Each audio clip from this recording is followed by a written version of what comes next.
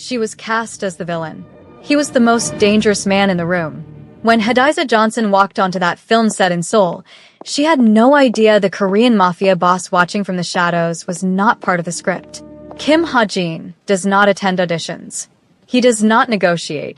He does not ask. But something about her voice, the way she delivered her lines with that raw, unguarded fire, cracked something open behind his chest that had been sealed for years. And when the set went dark and everyone else had gone, and she felt his presence behind her in that corridor, warm and dangerous and impossibly close, she heard him whisper against her ear, "Don't close your legs. I need you tonight." Welcome to Afro-Korean Mafia Romance, besties. Please like, share, and subscribe. Comment below where you are watching from. The film set occupied the entire fourth floor of a converted warehouse in Mapogu, and it smelled like synthetic fog and fresh paint and the particular kind of controlled chaos that only existed in places where art and money were fighting for the same space. Cables snaked across the floor. Lighting rigs hummed overhead. Crew members moved with the focused urgency of people who had been up since 4 in the morning and were determined not to show it. Hadiza Johnson stood at the edge of the set, her script rolled loosely in one hand, running the scene in her head for the 7th time. She was dressed for the role, a structured black blazer cinched at the waist, dark trousers, her natural hair pressed into a low bun that kept slipping because the pins were cheap and she had not had time to stop at a proper shop. She was 29 years old, Nigerian British, and she had been fighting for rooms like this one her entire professional life. She was not going to waste it by forgetting a single line. The role was minor. 3 scenes, 11 lines total, a sharp-tongued journalist who confronted the male lead in a courthouse hallway. But the casting director had told her something that lodged in her chest and would not leave. He said, the male lead specifically requested someone with real presence. Someone the audience believes even when the camera is not on her. She intended to be that person. The problem was, the male lead had not yet arrived. Later that morning, the energy in the building changed before anyone said a word about it. It was the kind of change Hadiza had grown up recognizing, the way a room recalibrated itself around the presence of someone important. Voices dropped half a register. People straightened without knowing they were doing it. The director, a compact Korean man named Park Jae-ho who had been bellowing instructions across the floor all morning, suddenly stopped mid-sentence. Hadiza turned. Kim Ha-jin walked in with 4 men flanking him and the controlled stillness of someone who had never once in his life needed to announce himself. He was tall, taller than she had expected from the promotional images, with the kind of build that spoke of discipline rather than vanity. Dark hair pushed back from his face. A jaw that looked carved rather than grown. He wore a plain black shirt tucked into tailored charcoal trousers, and there was a line of ink disappearing into his collar that she could not quite read from this distance. He was absurdly handsome. She noticed this the same way she would notice a storm forming on the horizon, with awareness and absolutely no intention of standing anywhere near it. His eyes swept the room with the economical thoroughness of a man who cataloged threats before he cataloged anything else. They passed over the lighting rigs, the crew, the director, the cameras. Then they landed on Hadiza. They stopped. She met his gaze because she had not been raised to be the first one to look away. Something crossed his face that was too fast and too guarded for her to name. Then it was gone, and he was already moving toward the director, his hand extended, his expression neutral. She told herself she had imagined it. She told herself that for the rest of the morning. The scene they were rehearsing together did not appear on any of the 11 lines she had been given.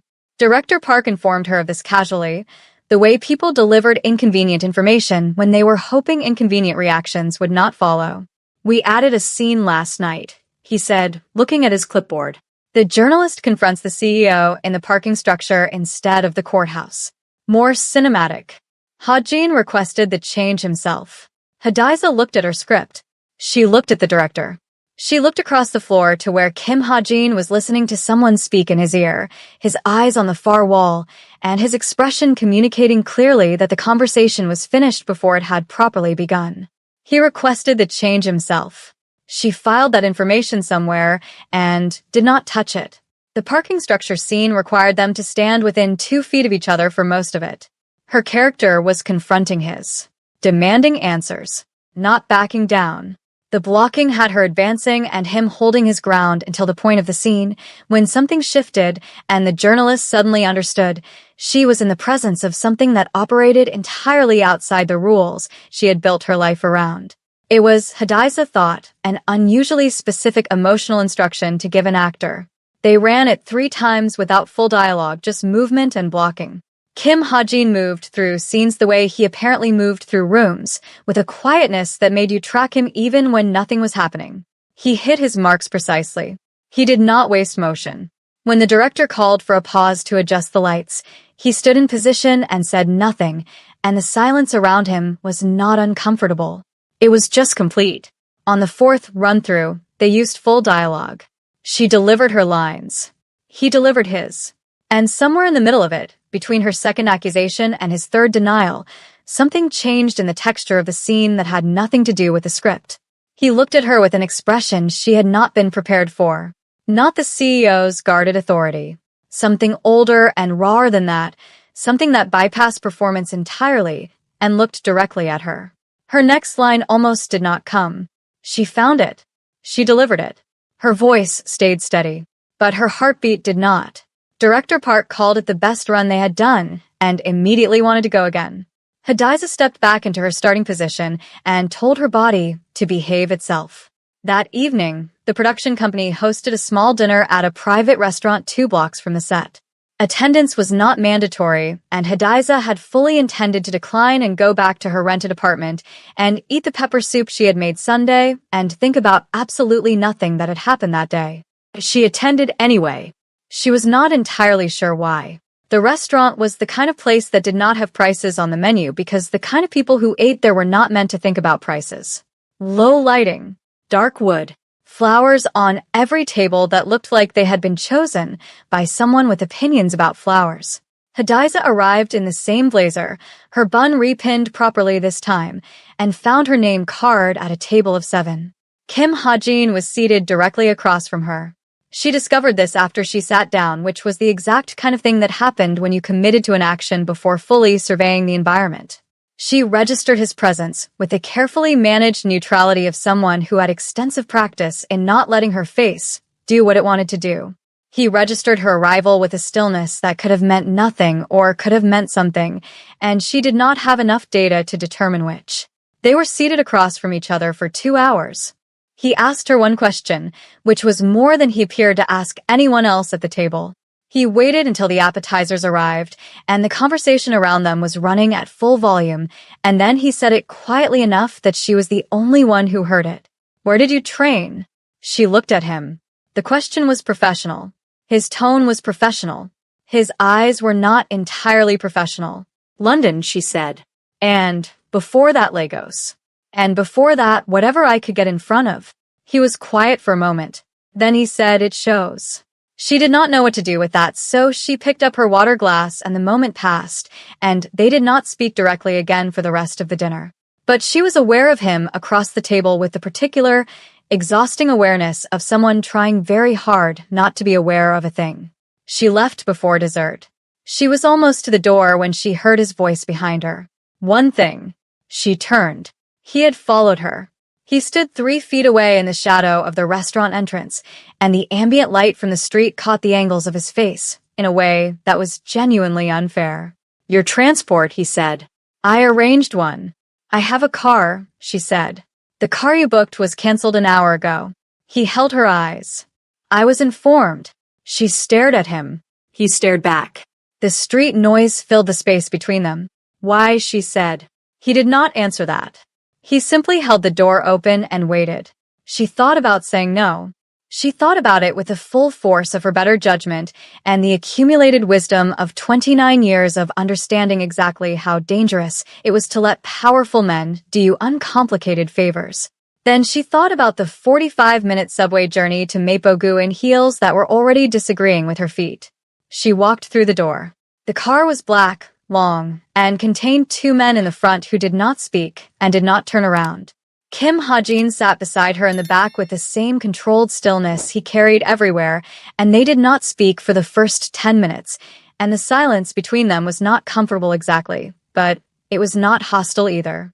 It was something Hadiza did not quite have a word for. Then he said, "You almost lost the line in the middle of the fourth run." She kept her eyes on the street. "I found it." "You found it," he agreed. His voice was quiet. "Why did you almost lose it?" She turned and looked at him directly, because that was the kind of question you answered face-to-face or did not answer at all. "You know why," she said. He looked at her for a long moment. Then he looked back at the window. "Yes," he said simply, and said nothing else for the rest of the journey. The car stopped outside her building. She gathered her bag. Her hand was on the door handle when he said her name. Not her character's name. Her name. Hadiza. She looked back. "Tomorrow's shoot," he said. "The early call time is 6, not 7. There was a schedule change. I thought you should know." She studied him. She said, "You could have had your assistant send a text." "Yes," he said. She held his gaze for 3 full seconds.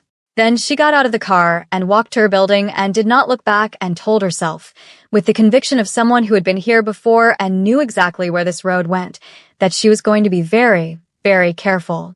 The door to her building closed behind her. Inside the black car, Hajin sat very still and stared at the place where she had been. His driver did not ask questions.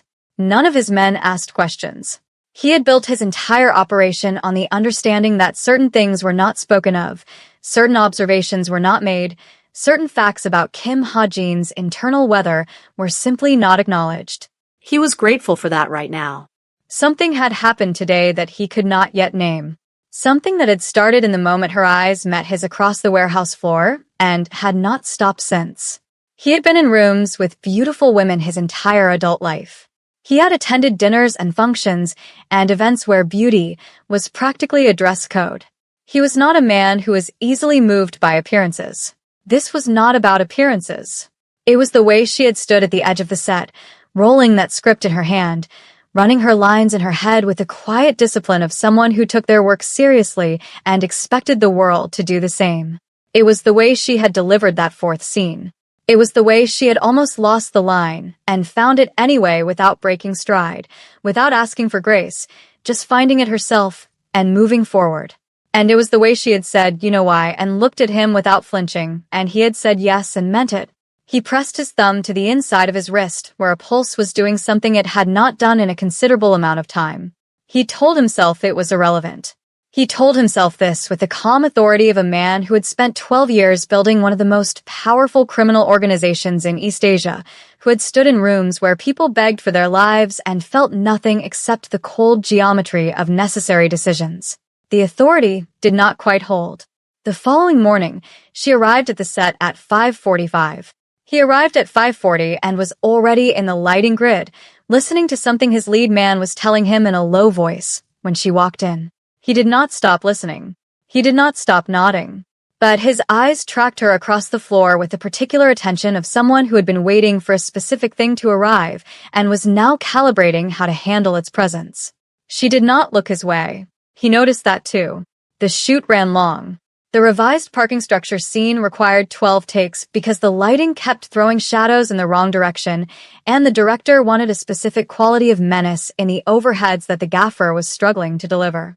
By the 8th take, Hadiza's blazer had been adjusted so many times by the wardrobe team that she was starting to feel like a display mannequin. She bore it with patience and used the waiting time to check her lines and eat half a granola bar she had found in her bag and think about absolutely nothing except the work. On the 11th take, something happened that the director had not directed and the script had not specified. She delivered her final line and Hajin, instead of holding the prescribed 3-beat silence before his response, stepped one step closer than the blocking required. Not dramatically, not in a way that read as performance. Just one step, quiet and certain, that closed the distance between them by approximately 10 inches and changed the temperature of the entire scene. She held her ground. She did not back up. She delivered her next line looking directly up into his face, and her voice was steady, and the words were the right words, and her heart was doing something completely unrelated to the script. "Cut," Director Park said. That was it. That was exactly it. Print it. The crew moved. The moment broke. Hajin stepped back and his expression reassembled into its customary calm. The wardrobe team descended. The lighting gaffer started shouting about the next setup. Hadiza walked to the far edge of the set and stood with her back to the room for 20 seconds, breathing steadily, and told herself with absolute firmness that she was a professional and professionals did not lose their composure over one step closer and a pair of dark eyes that had no business looking at anyone the way he was looking at her. She had the composure back by the time she turned around. He was already watching her from across the set, and the look on his face was the one she kept trying to name and could not. She needed to be very, very careful. By the end of that week, she had figured out 3 things about Kim Ha-jin that nobody on set seemed willing to confirm directly, but that she had assembled from observation and the careful reading of available evidence. The first was that the film was not simply a film. The production company, a quiet entity called Black Crane Holdings, did not appear in any industry database she could find. The director received calls he always took outside the building. The 4 men who accompanied Ha-jin everywhere were too alert and too coordinated to be standard security. The second was that Ha-jin was watching her with an attention that had long since stopped being professional. She caught him in the lighting grid above the set. She caught him in the reflection of the production monitor. She caught him standing in the corridor outside the break room she used, not looking at his phone, not speaking to anyone, just standing at a time when she happened to be walking back with her coffee. The third was that he had been making small arrangements on her behalf that she was not supposed to know about. Her dressing room had better lighting than it had on Monday. The catering table that had been empty of anything she could eat because she did not eat pork had been quietly supplemented with options she could. The uncomfortable folding chair she had been given at the read-through had been replaced overnight with something that had back support. Nobody claimed responsibility for any of it. She confronted exactly none of it directly because she was choosing to be sensible. On Friday evening, wrapping the last of her scheduled shoot days, she was packing her bag in the dressing room when the door opened without a knock and one of Ha-jin's men stepped inside. He was not the most senior of the 4. She had started ranking them by the subtle hierarchy of their positioning, and he held a small white envelope and said, "From Mr. Kim," with a neutrality that communicated clearly that he had delivered many envelopes and had opinions about none of them. She took the envelope. He left. Inside was a card, heavy paper, no letterhead. 4 lines of handwriting, precise and angled and Korean at the top with a translation below it in English, which meant he had thought about the fact that she might not read Korean fluently, which meant he had thought about her. It said, "The production extends 3 more weeks.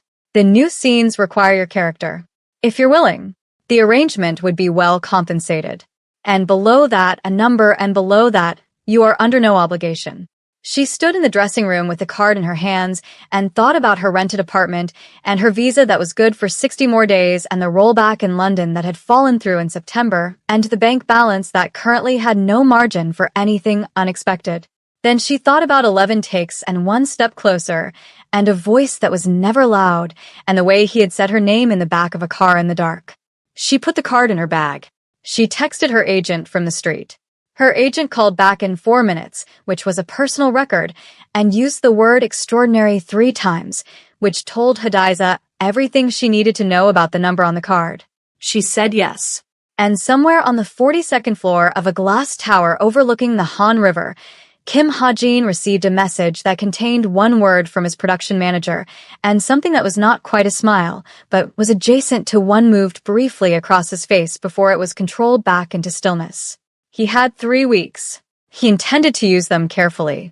What he did not know yet, what none of his considerable intelligence and resources had yet told him, was that the people who had been watching his movements for the past 8 months had also noticed the actress, had noticed how often she appeared in proximity to him, had noticed the car, had noticed the dressing room, had noticed the envelope, and had begun to make plans of their own. The 3 additional weeks began on a Monday, and by Wednesday Hadiza had revised her definition of what careful looked like. Careful, she had decided, did not mean refusing the black car when the production schedule ran past midnight and the subway had stopped. Careful did not mean declining the coffee that appeared on the prop table beside her script every morning at precisely the time she arrived, black with no sugar, exactly as she took it, delivered by no one she could identify and claimed by no one she could ask. Careful meant maintaining the professional distance she had decided on, executing her scenes with the craft she had spent her whole life building, and not thinking about the way Kim Ha-jin looked at her when he thought she was not looking. She was always looking. That was the problem. He was careful too, in his way. He did not speak to her outside of scenes unless there was a production reason for it. He did not arrange proximity beyond what the script required. He did not send another envelope.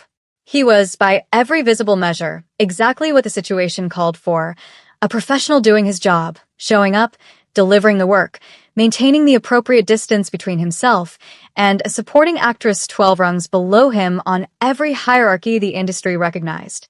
Except for the looking. She could not explain the looking to herself in any way that did not make her stomach do something inconvenient. It was not aggressive. It was not the entitled cataloging she had experienced from men who thought their power gave them the right to consume women with their eyes. It was something quieter and more dangerous than that. It was the looking of someone who had found something they had not expected and were not yet certain how to proceed with, who was holding themselves very still so as not to disturb whatever this was before they had a chance to understand it. She understood it. She wished she did not. A few days later, the new scenes introduced a third character, a rival to Ha-jin's CEO who had a particular and obvious interest in the journalist. The actor playing him was a tall South African named Dami, and he was charming in the uncomplicated way of people who had never needed to work very hard at being liked. He and Hadiza got along immediately and easily, the kind of professional rapport that made long shoot days faster, and by the second day they were running lines together in the break room and laughing about things that were not related to the script at all. She noticed Ha-jin enter the break room on the second morning, stop inside the door, and register the scene in front of him, which was Hadiza and Dami at the table with scripts and coffee, Dami leaning forward on his elbows and saying something that was making her laugh.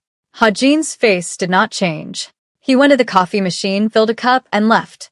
The entire interaction lasted 45 seconds and was entirely unremarkable. That afternoon's shoot was the confrontation scene. Her character. Ha-jin's character. High tension, close quarters, the journalist pushing and the CEO holding his ground, and then finally, the crack. The moment where something behind the control broke and came through. Ha-jin delivered it with a controlled ferocity that was technically perfect and personally felt like standing too close to something that ran on a voltage she was not rated for. She matched him. Line for line, beat for beat, the scene built the way it was written to build. And then Director Park called cut and Ha-jin walked off set and spoke to no one for the rest of the afternoon, and Hadiza watched him from across the floor and thought that whatever was behind the control was not just performance.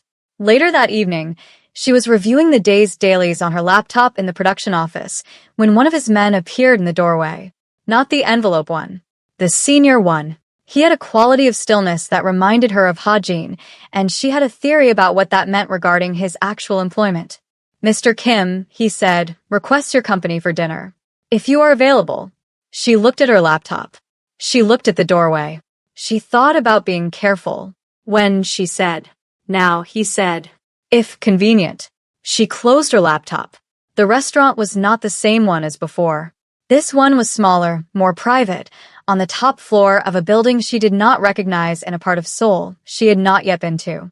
A single table by the window with a view of the city that was so complete and so lit that it felt like looking at something manufactured rather than real. 2 place settings. No other diners. Staff who materialized and vanished with the quiet efficiency of people who had been trained by someone very particular about privacy. Ha-jin was already seated. He stood when she arrived, which she had not expected, and the small gesture registered somewhere in her chest before she could prevent it. She sat down. He sat down. The city sprawled below them. He said, "You and the South African actor." She looked at him. It was not a question. She waited. He looked at the window. He said, "You seem comfortable with him." She said, "He's easy to talk to." He said nothing for a moment. "Then is that what you look for?" She tilted her head and looked at him steadily. She said, "Are you asking me something?" He met her eyes. He said, "I am trying to." She held his gaze across the candlelit table, and there was the city below them and the wine neither of them had touched and the space between them that was doing something she had not signed up for. She said, "Then ask it." He was quiet for several seconds. When he spoke, his voice was lower than usual. He said, "I have been managing this poorly." He said it the way someone said a thing they had been building toward for some time. And I want to manage it differently. But I need to know if there is a reason not to. She understood what he was asking. She said, "You mean Dammy?" He held her eyes and said nothing, which was yes. She said, "Dammy is a colleague." She kept her voice even. "He is funny and he is kind, and that is all that it is." Something in Hajin's expression shifted. Not dramatically. Not in a way the cameras would have caught. Just a slight loosening in the jaw, a breath that was not quite controlled, the relief of someone who had been waiting for a thing and had not let themselves acknowledge how much they were waiting. He said, "I'm glad." 2 words. Quiet, direct, without performance. She felt them in her sternum. They ate dinner and they talked, and it was the first time they had talked without a script between them or a crew around them or a reason beyond the 2 of them sitting across from each other in a room above the city. He asked about Lagos and she told him the parts that were real, and he listened the way he did everything else, with full and undivided attention, like nothing else in the room existed. She asked about him, which she had the sense was not something he was asked often, and he answered carefully at first, and then less carefully as the evening moved, and she learned things about a boy from Busan who had built something enormous from something nothing and paid a price for it she could not yet fully quantify. She said at some point, the production company, Black Crane Holdings. He looked at her. She said, "It's not in any industry database." He was quiet for a moment. He said, "You looked." "I looked," she said. He put down his fork. He said, "There are things I need to tell you at some point, about what I am and what this is." He met her eyes. "I want to tell you," he said quietly. "I want you to know before this goes further, so that you can decide." She held his gaze. She said, "Then tell me now." He shook his head slightly. "Not yet," he said. "Not tonight. Tonight, I want this to be dinner. Just dinner." He looked at her with the expression she had never quite been able to name. "Can you give me tonight?" She should have pushed. She was a person who pushed on things that mattered, who had built her entire career on not accepting the first answer, who understood that whatever he was not telling her was exactly the thing she needed to know. She said, "One dinner." He said, "One dinner." And they stayed until the restaurant closed and talked about things that had nothing to do with danger or power or the particular shape of the territory they were moving into, and she laughed at least 4 times, and he almost smiled twice. And when the car brought her home, she sat in the lobby of her building for 5 minutes before going upstairs and thought about a man who was holding something back and the fact that she was choosing, with her eyes open, to take another step closer anyway. The following week, the danger introduced itself.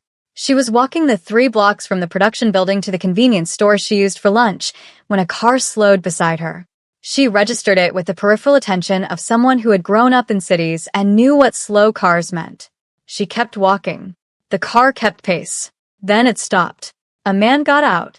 He was Korean, late 30s, well-dressed in the specific way of people whose clothes were expensive and whose manners were not. He said her name. Her full name. Hadiza Amara Johnson. With the precise pronunciation of someone who had practiced it. She stopped walking. He said, "We've been watching Mr. Kim's little production." He smiled in a way that did not reach anywhere near his eyes. "You've become quite the fixture."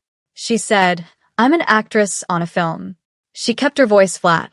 "That's all." He stepped closer. He said, "Tell Mr. Kim that Chairman Beck sends his regards. He wants him to know that what belongs to Chairman Beck always comes back." He tilted his head and looked at her the way she recognized as threatening, and which she was not going to show him had landed, including his attention. He got back in the car. The car drove away. She stood on the pavement for 3 seconds. Then she walked to the convenience store and bought her lunch and ate it at the counter because she needed to sit down, and she was not going to do it in the street where anyone could see. She texted Hajin. Not because she needed to be rescued, because he had said he would tell her what he was, and this seemed like the moment that conversation became non-negotiable. His reply came in 40 seconds. "Where are you?" She told him. He was there in 11 minutes. Not a car. Him. Walking through the convenience store door in a dark jacket, and the expression of someone who had received information that required an immediate physical response and had not bothered to delegate it. His eyes found her immediately. He crossed the store in 4 strides and stood in front of her and looked at her face and her hands and the space around her with the systematic thoroughness of someone checking for damage. He said, "Are you hurt?" She said no. She looked at him. He said, "Chairman Beck sends his regards." Something moved through Hajin's face that she had not seen before. Not anger exactly. Something colder and more final than anger. The expression of a man who had already begun calculating in a register most people could not access. Then it was gone. He sat down across from her in the plastic convenience store chair. He put both hands flat on the counter. And he said, "I need to tell you now." She said, "Yes." "You do." He was quiet for a moment. Then he said it the way he did everything difficult, directly and without decoration. Kim Ha-jin was not simply a film producer or a CEO. He was the head of an organization that had operated across East Asia for 2 decades, that managed territories and debts and arrangements that existed well outside the legal infrastructure of any country. He was, in the language of the people who dealt with him, the top of a structure that reached very far down into the dark. Chairman Beck was his largest rival, a man who had been trying to take what Ha-jin had built for 7 years and had never managed it and had recently become desperate enough to try different methods. Ha-jin said, "The film is real, the script is real, but the production company is mine. And the reason I am here and not in my offices is because there are people who would use my location to find vulnerabilities, and a film set is one of the few places I have been able to move in a controlled environment." He looked at her. He said, "I did not expect you." She said, "What does that mean?" He said, "I did not plan for this. For you." He held her eyes with the expression she had never been able to name and now suspected she might be naming for herself very soon. "When you agreed to the 3 weeks, I told myself it was professional, that I wanted a good actress for the scenes." He said it quietly. "I have never been good at lying to myself." She said, "What do I need to know?" "About the danger." He said, "Beck is sending a message through you. He wants me to know I have a vulnerability." He paused. "Which means he has been watching closely enough to identify you as one." The word landed between them like something physical.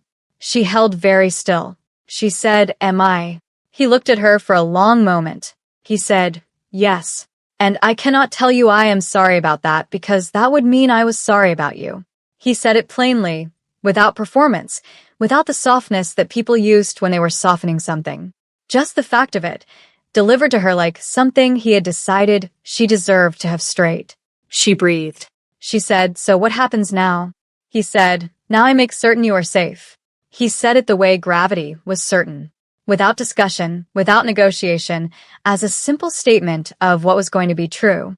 "And then I deal with Beck." She said, "I'm not going into protective custody." He said, "No. You're coming to stay in my building." He kept her eyes. "Top floor. Full security. You will be free to move, free to work, but you will not be exposed like this again." He paused. "Please." The please hit differently than everything else.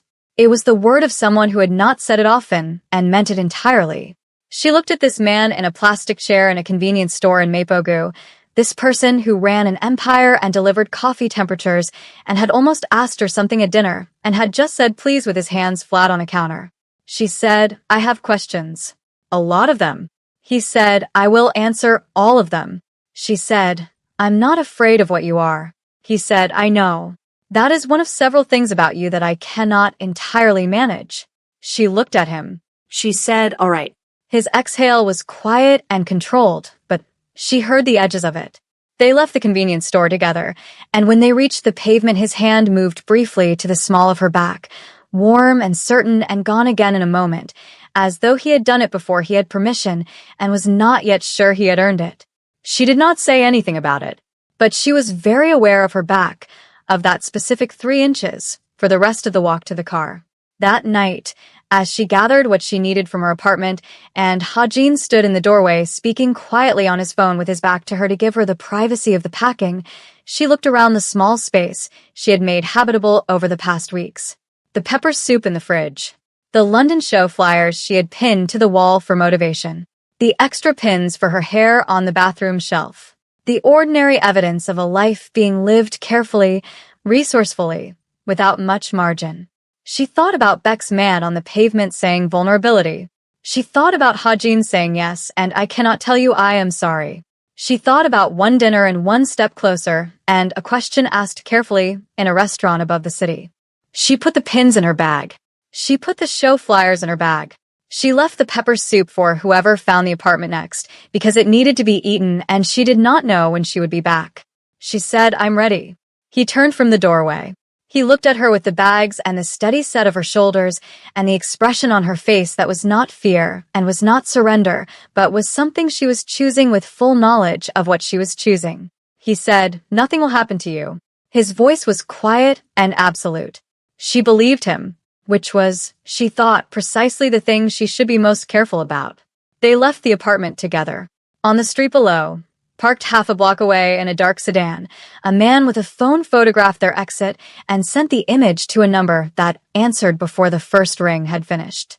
The top floor of Hajin's building was not what she had expected, which was the clinical luxury of someone who had furnished a space to communicate power rather than inhabit it. It was large, yes.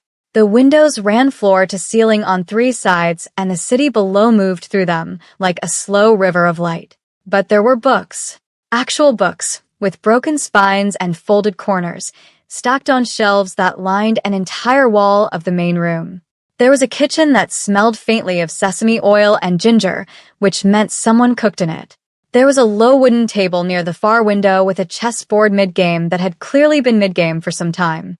She stood in the entrance and took it in, and revised several assumptions simultaneously. He watched her do it. He said, the east room is yours. He crossed the space and opened a door, and she followed him, and the room inside was simple and clean and had a window that faced the river and a desk with a lamp that was the correct height for working, and she looked at the desk and then looked at him. He said, I thought you would want somewhere to prepare. She said, when did you set this up? He said, this morning. After your text. She did the calculation. 11 minutes from text to arrival at the convenience store. This room set up in the same window. She said, you didn't sleep last night, did you? He said nothing. She said, Hajin. He met her eyes. He said, no. She put her bag down. She said, why? He held her gaze for a long moment. He said, because Beck had eyes on you for longer than I knew, and I did not know, which means my intelligence had a gap, and the gap was around you, which means I had not been treating the situation with the appropriate level of attention. He paused. I was thinking about other things. She understood what other things meant. She did not say that she understood. She said, you can't protect someone by not sleeping. He said, I know. He held her eyes. Old habit. She looked at him standing in the doorway of the room he had arranged for her in the night.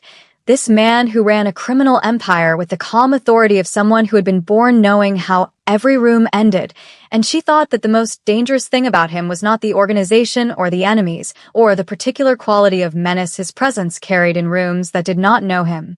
The most dangerous thing was that he was tired, and he was not hiding it, and he was standing in a doorway looking at her like she was the thing he was most careful about breaking.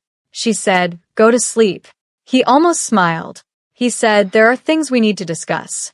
Beck's movement, the timeline, the additional security protocols for the shoot. She said, in the morning. She held his eyes. Go to sleep, Hajin. He looked at her for a moment longer. Then he said, good night, and left, and she heard his door close across the apartment, and she stood in her room with the river below the window and thought that she was in a great deal of trouble and had walked into it with her eyes fully open and was not, in any honest accounting of the situation, sorry. The next morning arrived gray and quiet, and she woke to the smell of coffee and the sound of low voices from the main room. She dressed and came out and found Hajin at the wooden table with 2 of his men and a spread of documents that he moved to cover, without quite completing the movement when she appeared, which told her both that he had not finished deciding how much to show her and that he had not yet finished deciding not to. She poured coffee. She sat at the far end of the table with her script. She did not ask about the documents. She read her lines, and he conducted his morning, and they occupied the same space with the particular ease of people who have skipped several intermediate steps and arrived somewhere that should have taken longer. His senior man, she had learned his name was Choi, watched this with an expression she could not fully interpret. Later, when Hajin was on a call, Choi brought her a second coffee she had not asked for and stood for a moment by the window. He said, "In 6 years, I have not seen him sleep 8 hours in a single stretch. He slept 8 hours last night." She looked at her script. She said, "That's good." Choi said, "Yes." He said it with the weight of someone communicating more than the word contained. Then he left. 2 days passed that were, by the standards of the situation, quiet. The shoot continued. Hajin's security presence on set had doubled and redeployed in ways that were not immediately obvious to anyone who was not looking for them, which Hadiza was, and she found 4 of them positioned in the building's perimeter before 10 in the morning. Dami noticed the energy shift on set and asked her if everything was all right. She said yes, and meant it more than she would have 2 days ago. The scenes they were shooting now were the emotional core of the story. Her character and Hajin's. The full arc of the tension finally breaking into something else. The script was good, better than she had initially understood, with a writer's hand that understood the particular grammar of desire and restraint, how the wanting was in the withholding, how the most charged moment in a scene was the one just before the thing happened rather than the thing itself. She and Hajin ran the scene in the afternoon, and it was the best work she had done in years, and she knew it, and she could see from his face that he knew it, and neither of them said anything about it directly, because some things did not need to be said to be fully understood. That evening she was on the apartment's long sofa with her script when he came and sat at the other end, not close, not far, with a folder he was reviewing and the chessboard between them on the low table. She looked at it. She said, "Whose move is it?" He said, "Mine." For about 3 weeks. She looked at the board. She said, "Black or white?" He said, "White." She studied the position. She said, "You're about to lose a bishop." He looked at the board. He looked at her. He said, "I know." She met his eyes. She said, "Then why haven't you moved?" He said, "Because the bishop is not what I'm trying to protect." She held his gaze across the chessboard and the low light and the city moving outside the windows and said nothing for a long moment. Then she picked up her script and went back to her lines, and he went back to his folder, and they sat in the quiet together until late, and she thought that there were several kinds of danger, and she had walked straight into the one she had always been most careful about avoiding. She was not sorry. The night everything changed arrived without announcement, the way the most significant nights always did. It started with a message. Hajin received it at 11:15 while she was in her room, and she heard the quality of the silence that followed it through the wall. The silence of someone processing something they had been preparing for and finding that preparation had not been quite enough. She came out. He was standing at the window with his phone and the city below him, and the expression of a man doing arithmetic with numbers that included people he cared about. She said, "What happened?" He said, "Beck moved up his timeline." He turned from the window. "2 of my warehouses in Incheon were raided tonight. Not by police." He paused. He's sending a message. He wants me focused on the business, so I have less attention for other things. She said, "For me." He said, "Yes." She crossed the room. She stood beside him at the window and looked out at the city. She said, "What do you need to do?" He said, "I need to go to Incheon tonight." He held her eyes. "I don't want to leave you here." She said, "Then take me." He said, "It's not safe." She said, "Hajin, look at me." He looked at her. She said, "I grew up in Lagos. I know what a city in tension feels like. I know how to read a room and when to stay small and when to move." She held his gaze. "I am not made of glass. Stop trying to leave me behind because you think I'll break." Something moved through his face. He said, "I don't think you'll break." He said it quietly. "I think I might. If something happened to you." The room was very still. The city moved outside the glass. She looked at him, and he looked at her, and the space between them was doing something that had been building for weeks and had arrived here, now, in this specific moment, and she made a decision. She said his name. Just that. He crossed the remaining distance between them in one movement, and his hands were on her face, and hers were at his lapels, and the city was still there below them, and the danger was still there beyond the glass, and none of it was resolved, and none of it was simple, and it did not matter. It did not matter because he was kissing her, and she was kissing him back, and it was not the practice performance of the scenes they had been running all week.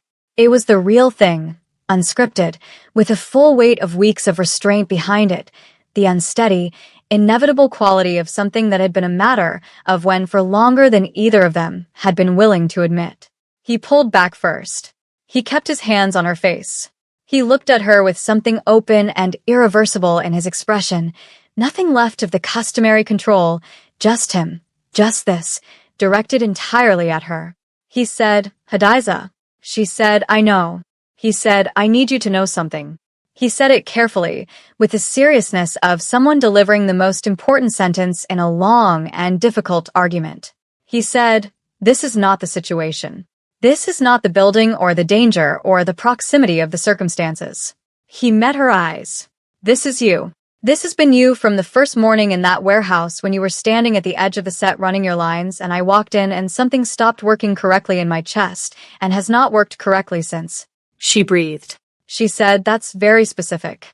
He said, "I am a specific person." She almost laughed. She said, "I know." He leaned his forehead against hers. He said, "I have to go to Incheon." He said it like it cost him something. "But I am coming back. And when I come back, I need to tell you the rest of it. Everything. Not the version that makes it easier, but all of it, so you can decide with the full picture."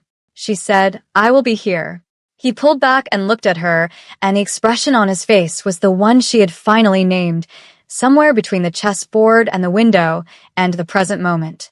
It was the expression of a man who had not believed in something for a very long time and had been proven wrong. He said, "Get some sleep. Choi will be here." She said, "Be careful." He stopped at the door. He turned back and looked at her from across the room, this man with all his weight and all his history and all his careful withholding, and he said, "I have more reason to be careful now than I have had in years." Then he was gone. She stood in the middle of the apartment for 60 seconds. Then she went to her room and lay down and stared at the ceiling and thought about specific and about foreheads touching and about the man who was driving to Incheon right now through a city that contained people who wanted to use her against him. She did not sleep for a long time. She did eventually.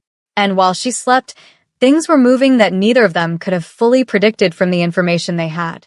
Beck's real play was not the warehouses. The warehouses were exactly what Ha-jin had called them, a message. A direction for his attention.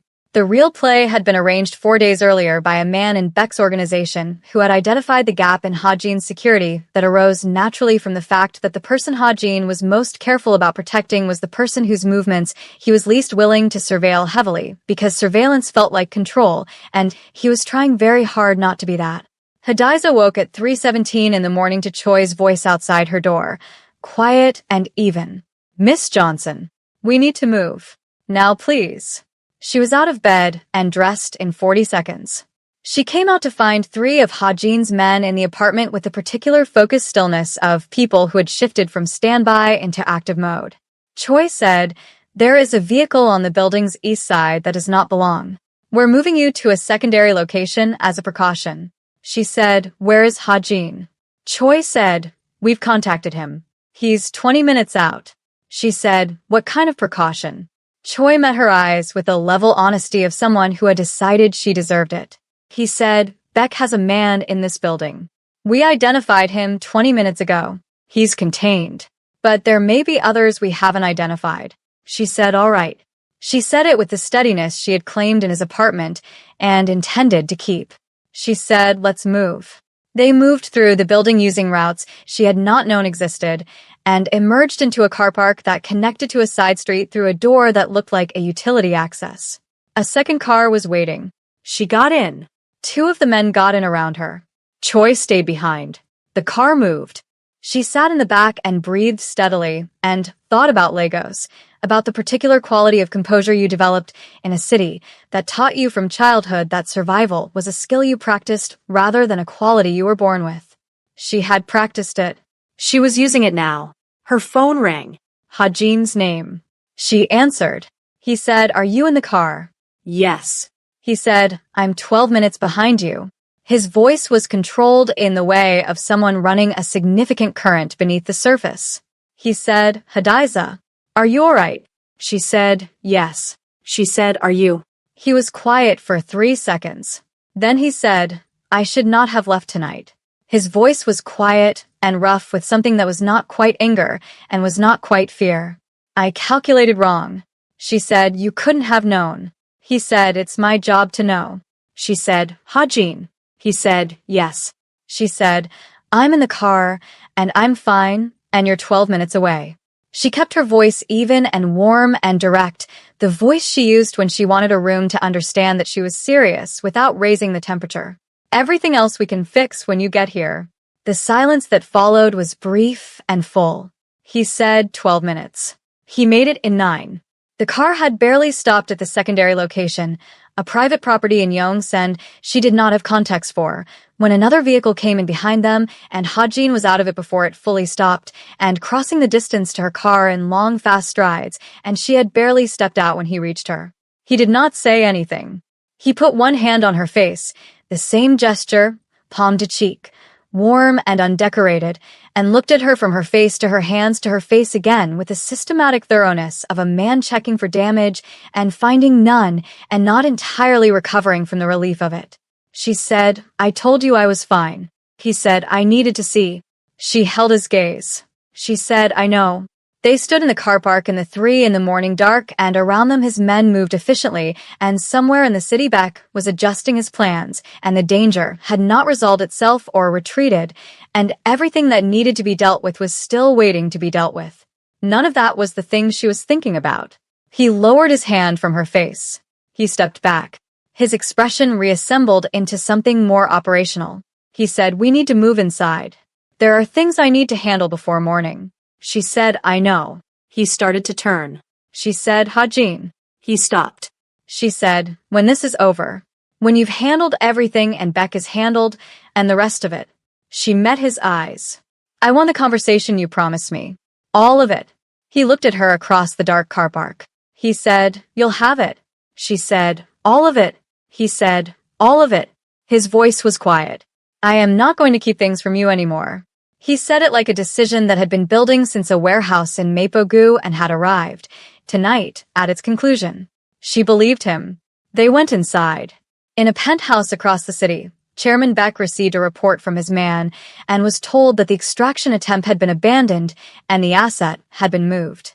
He set down his glass. He looked at the city. He had been trying to take what Hajin had for 7 years and had failed because he had been attacking the wrong things. He now understood what the right thing was. He picked up his phone. He said, "Bring me everything we have on the girl." Everything.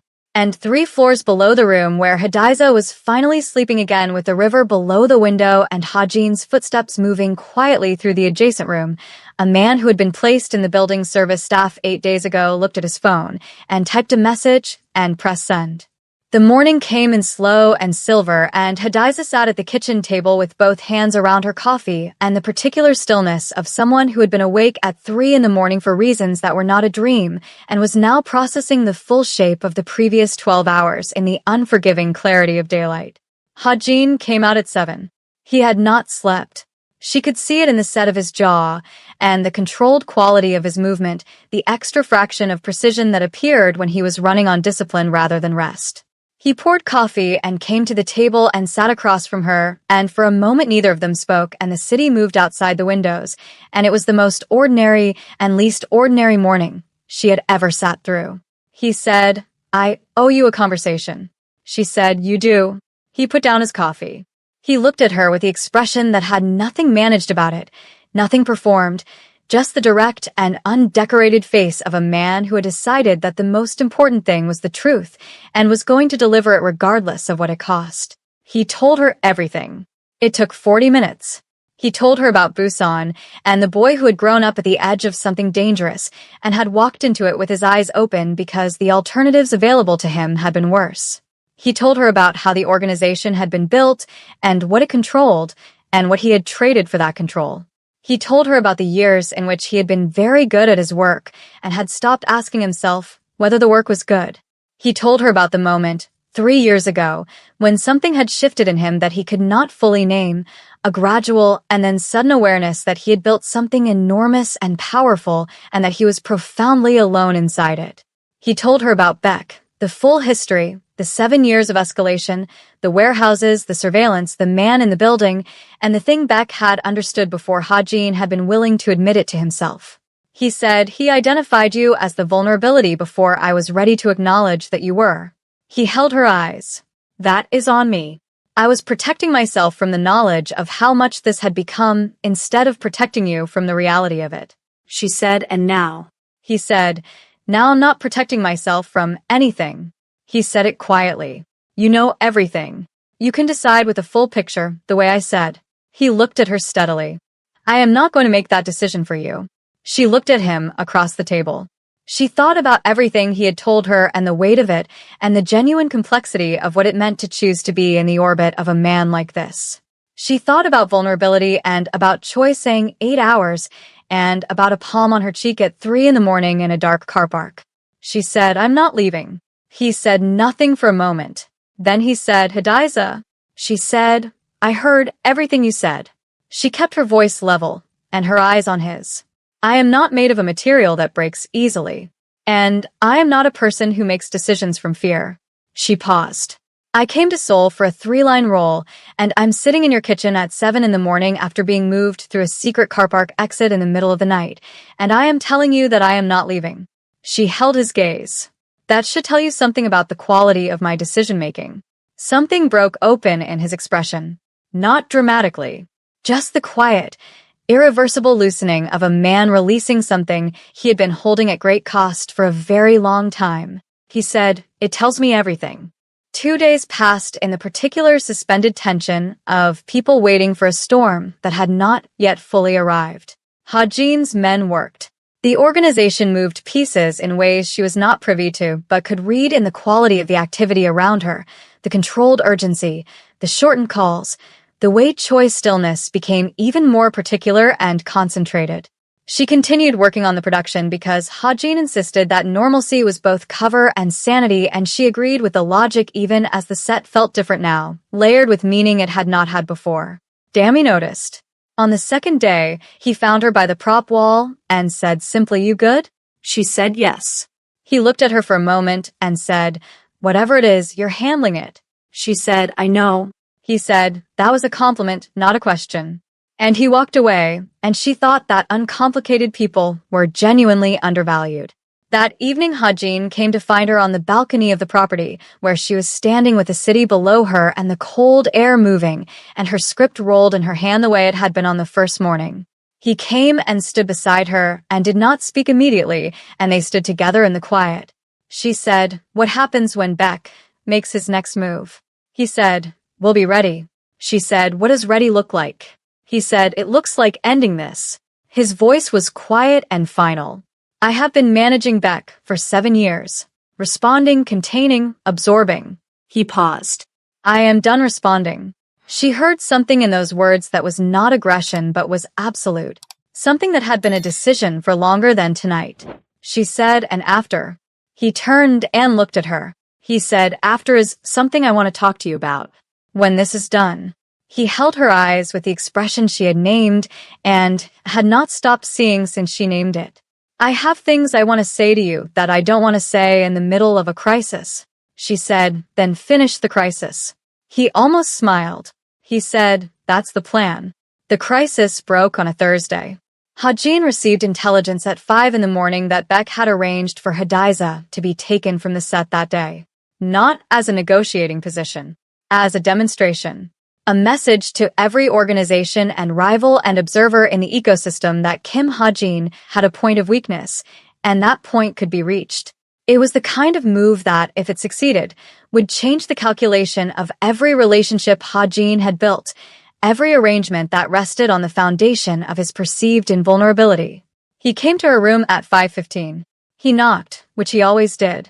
She was already awake. He stood in the doorway and told her. He did not soften it. He said, they are coming for you today. He said, we know the timing and the method, and we are prepared. He said, you will not be going to the set. He met her eyes. And I need you to stay here with Choi and trust me to handle this. She looked at him. She said, you're going to meet them. He said, yes. She said, this is what ending it looks like. He said, yes. She breathed. She said, come back. He held her gaze for a long moment. He said, I will come back. He said it the way he said everything that mattered, quietly, directly.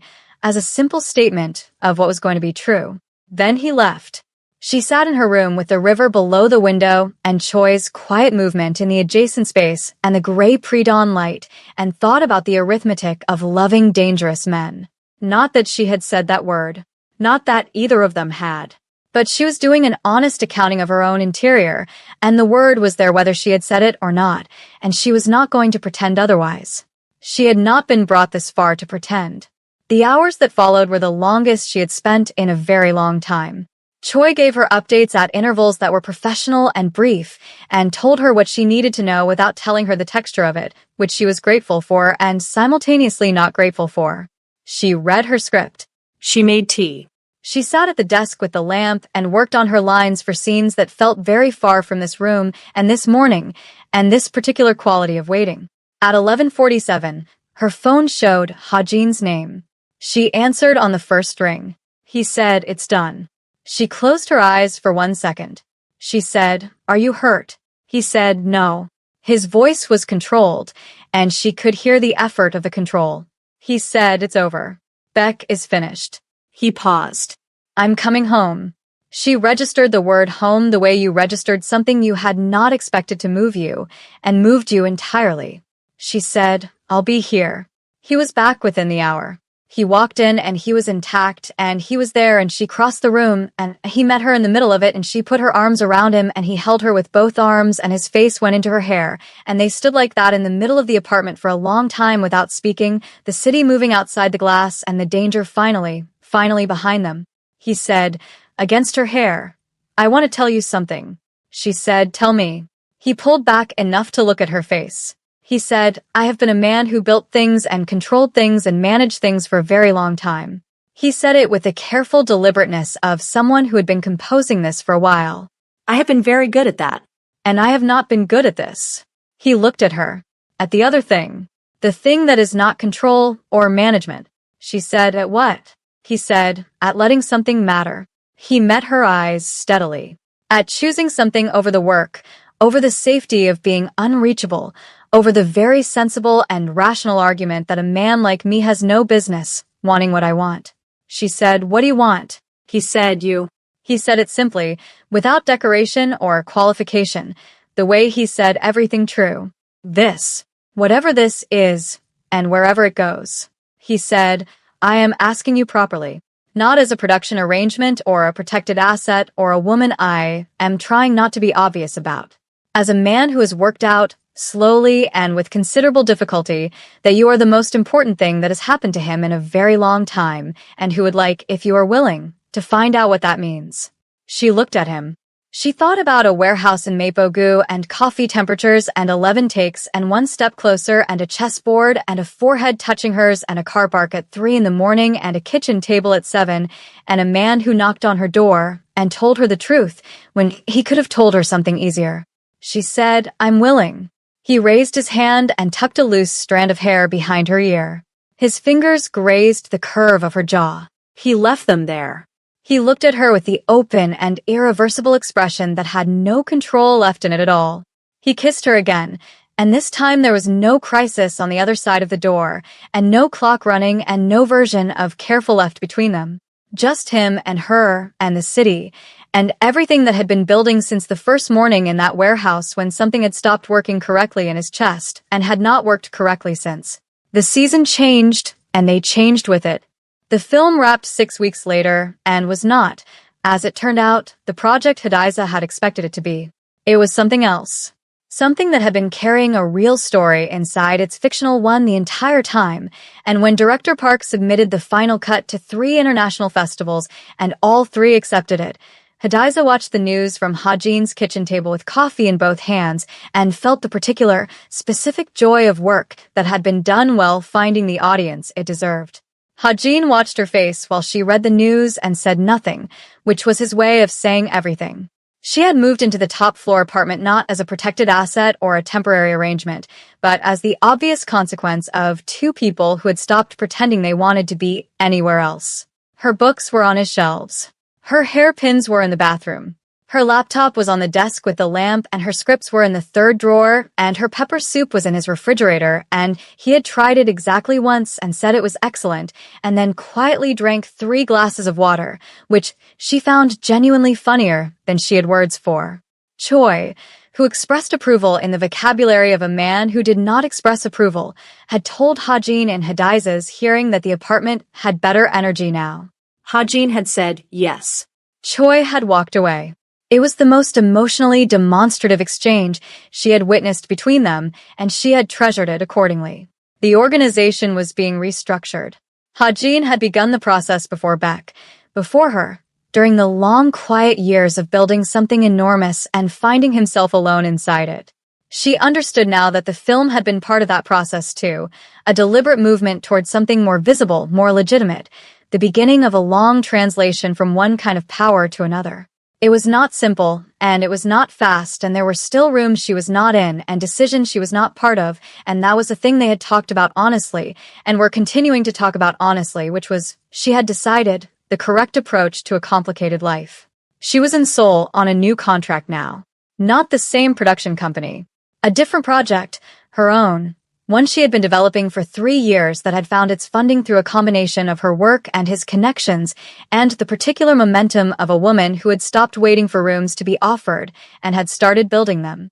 Hajin had contributed the production infrastructure and then stepped back entirely, which was what she had asked for and which he had delivered without argument, which told her more about who he was than the size of any empire. On a Sunday in November, with the city below the windows doing what the city did, and the chessboard still mid-game, and probably always mid-game, and the apartment smelling of coffee, and something she was cooking, and his presence in the adjacent room reading with a quiet focus he brought to everything he did, he appeared in the kitchen doorway. He was holding something small. He held it the way he held difficult things, with both hands, and without performance. She turned from the stove. He said, "I have something to ask you." He crossed the kitchen and stood in front of her, and she had to tilt her chin up to hold his gaze. His eyes were very dark and very steady and completely without their customary management. He said, "I am not good at speeches." She said, "I know." He said, "I am good at deciding." She said, "I know that too." He said, "I have decided." He opened his hands. The ring was simple, gold, clean-lined, without excessive statement. The kind chosen by someone who knew her well enough to know she did not want decoration for its own sake, but wanted something real. He said, "Marry me," not as a protection, not as an arrangement.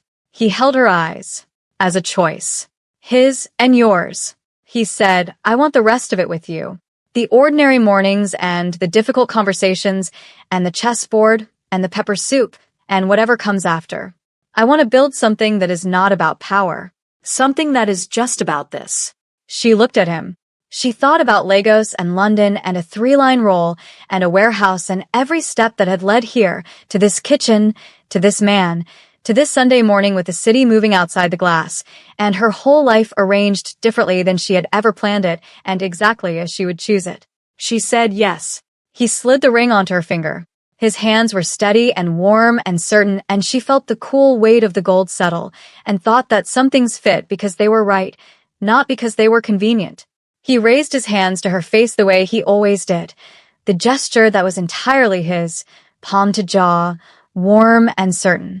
He looked at her with the expression that had no control left in it and never would again. She put her hand over his. They were married in the spring. Small, private, exactly as they both wanted it. Choi stood as witness and managed to look moved while simultaneously looking as though he would deny it. Dammy attended and was genuinely delighted and made a speech that was too long and entirely sincere. Hajin's vows were 4 sentences, specific and direct, and were the 4 most complete sentences she had ever heard. She cried. She had not planned to. She was not a person who cried easily, and she was in front of people, and she cried anyway because some moments were larger than composure, and this was one, and she had stopped pretending otherwise. He handed her his handkerchief. She looked at him. He said, "I thought you might need it." He had known. Of course, he had known. By the time the winter came around again, the evidence of 2 lives being built deliberately together was everywhere in the apartment above the city. Her books and his books. her scripts, and his documents. The chessboard, still mid-game, now something of a joke between them that had become something of a ritual. The pepper soup that had become a permanent feature of his refrigerator and which he still required water after and would never admit to. She told him on a Tuesday morning, in the kitchen, with coffee in both hands and the winter city pale outside the windows. She told him simply, the way he had always told her important things. He was very still for a moment. Then he set down his cup and crossed the kitchen and put his arms around her and held her there, his face in her hair, his hands careful and warm and trembling slightly, just at the edges, in the way of someone containing something enormous. She said, "You're shaking." He said, "I know." His voice was very quiet. He said, "I'm not sorry." She laughed. She felt his chest move against her cheek with the warm, rare, genuine sound of him laughing too. Later, Choi was told, and the stillness he maintained throughout the telling was the most extraordinary act of composure she had ever witnessed, broken only at the very end by the particular brightness that appeared briefly in his eyes before it was controlled back down, which she catalogued and kept. The city moved below the windows as it always had, indifferent and lit and relentlessly itself. But in a kitchen above it, in a life built deliberately from something that had once been only work and danger and the careful withholding of the self, something was beginning that was small and stubborn and brave, the way all real things were. A man who had built an empire and found it empty, learning, slowly and with great effort, and with the specific tutelage of a woman who had never once let fear be the final word, what it meant to build something that filled you instead. A woman who had come to Seoul for 11 lines and had stayed for something that had no lines, that was not scripted or managed or contained, that was just real, just hers, just this. A child on the way who would be told someday about a warehouse in Mapogu, and a man who walked through a door and stopped, and the particular Tuesday morning in a convenience store when everything that had been moving toward everything finally arrived. The story would be told the way all true stories were told.